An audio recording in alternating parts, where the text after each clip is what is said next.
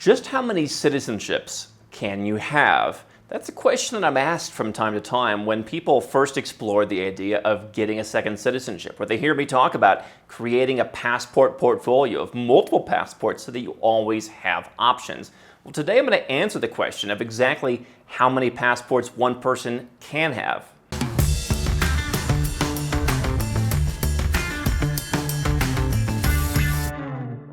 Hi, I'm Andrew Henderson. Here at Nomad Capitalist, our team of 36 people worldwide, our network of experts created through years of travel, and yours truly help 7- and 8-figure entrepreneurs and investors legally go where you're treated best. More at nomadcapitalist.com.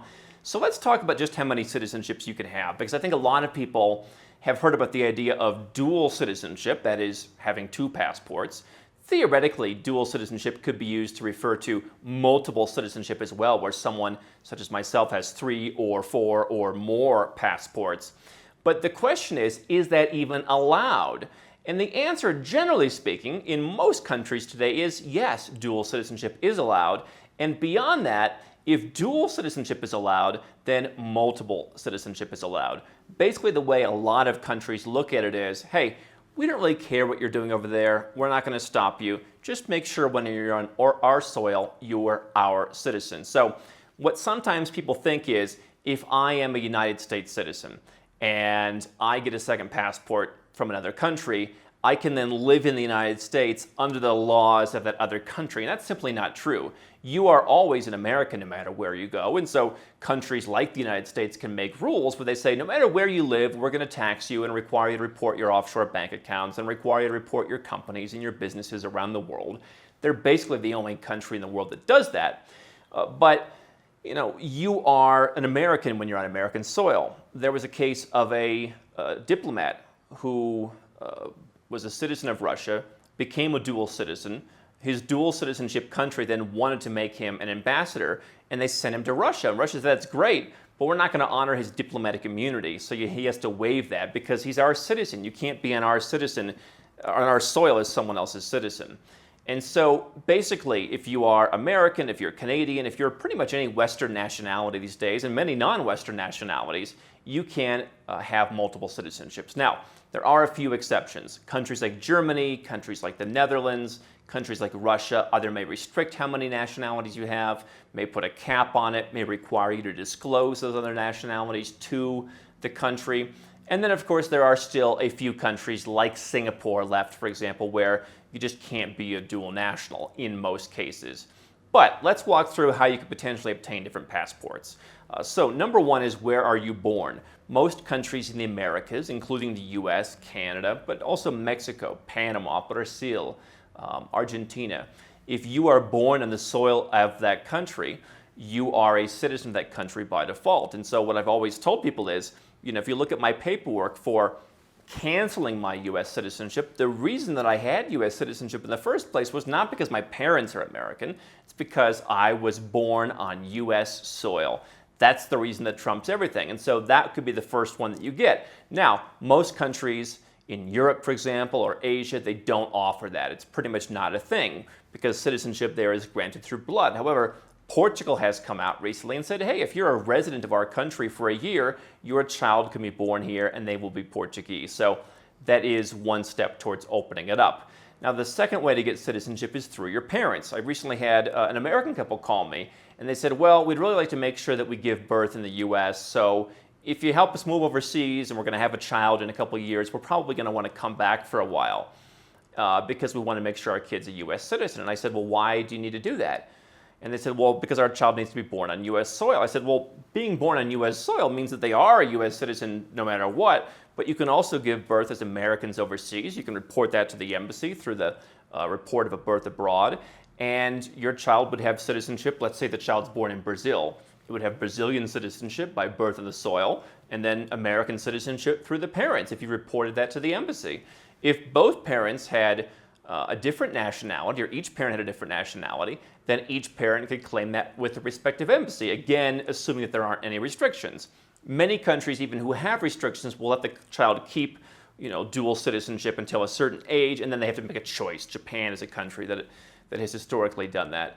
And so theoretically, you could have 2 dual citizenship parents with 4 citizenships total and give birth on a 5th country's soil. And your child could have 5 citizenships at birth, assuming none of those countries had any of these restrictions. Beyond that, the child could eventually become naturalized, i.e. because the family lives somewhere else and you spend the 3, 5, 7, 10, 12 years, whatever it is, to live in a country, learn the language, pay the taxes, become naturalized. As an adult, they could potentially go to school. That could potentially get them into a job opportunity that might grant them citizenship through naturalization, or they could move somewhere else to get a job, to a country like a Germany or something, and get a job in Europe and then work towards that citizenship. There are opportunities if you're a famous athlete or musician or singer, or you bring tons of jobs to a country. The president might, or the prime minister or the Congress might decide to grant you citizenship through some kind of exceptional means. You can go out and obtain citizenship by investment program passports through any of the 5 Caribbean countries, or Malta or Vanuatu. There's about a dozen countries where, in exchange for an investment, you can get a passport pretty quickly. Turkey's another one of them. And so you can see how the passports could start to add up. Now, think about it. One thing we talk about here on our channel is citizenship by investment, whereby as a plan B, to protect yourself, to potentially make sure that you don't have to pay higher taxes if they come to your country, or because you want to divorce your country and you need a second passport to do that, people can go to St. Lucia or Antigua or Dominica or Grenada or St. Kitts and Nevis, and you can go and you can make an investment, a donation, whatever, and you can get second citizenship in a matter of months, right? You could theoretically get all of those. All 5 of them would know that you have each other because they would ask you what other passports you have. But I think once you get approved for 1 or 2, they would start to say, okay, this case seems pretty clean, because they do the due diligence on you. And so you could go out and get, ostensibly, all 12 of these citizenship by investment passports that are out there. These countries, if they didn't allow dual citizenship, no one would want their passport. Now, there are some people from China, for example, which forbids dual citizenship, or India, who are going out and getting these passports and then simply hiding them. I'm not saying whether that's good or bad, but the point is, there are many countries that actively want you to become their citizen, whether it's by making a donation and getting the passport quickly, as I mentioned, or whether they're just looking for talented people in countries like Canada or others who just want smart people with great educations to come and naturalize and contribute to the country, right? So between where you're born, where your parents are from, where you live as a child, where you live as an adult, other passports that you might obtain through naturalization or even investment, someone could have well over a dozen passports. And I'm not saying that you necessarily want or need to have over a dozen passports, but the idea that you're restricted to 1 or 2 or even 3 nationalities simply isn't true. There are, again, some countries that outright forbid dual citizenship and some that impose restrictions. And you should follow those, and maybe you decide that being a citizen of that country is not worth it. But for most of us, dual and multiple citizenship is not only quite possible, but it's a lot more common than you'd think. How can Nomad Capitalist help you? 4 ways. Number 1, subscribe to our channel and click the notification bell to make sure you get our new video every day. Number 2, get a copy of Nomad Capitalist, the book. You'll learn a lot of my personal experiences over a dozen years of studying this stuff, as well as exactly some of the strategies that you can use to build your Nomad Capitalist plan. Number 3, if you're not sure where to start, but you want to come and learn from my team and I, you want to come and mingle with like-minded people, learn more about our live conference, Nomad Capitalist Live. It's coming up soon. And number 4, if you want some help right now because you've got a burning issue, you need something solved, you want to lower your taxes, get a second passport, or build the Nomad Capitalist lifestyle of your dreams, go to nomadcapitalist.com and click on Become a Client.